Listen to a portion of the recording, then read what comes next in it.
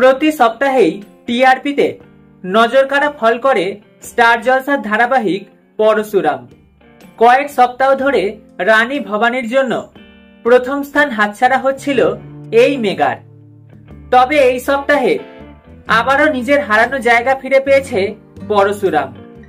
সম্প্রতি মুক্তি পেয়েছে ধারাবাহিকের নতুন প্রোমো।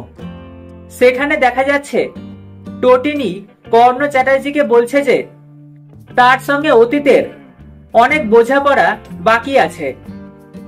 এর আগেও পরশুরামের বারবার মনে হয়েছে যে টোটিনি তার কাছ থেকে কিছু একটা লুকাচ্ছে। তবে স্ত্রীকে সে অন্ধের মতো ভরসা করে বলেই সাহস করে সত্যিটা জানতে চায়নি। কিন্তু টোটিনির অতীতের সঙ্গে কিভাবে জড়িয়ে তাদের শত্রু কর্ণ চ্যাটার্জি, সেই উত্তরের অপেক্ষায় দর্শক।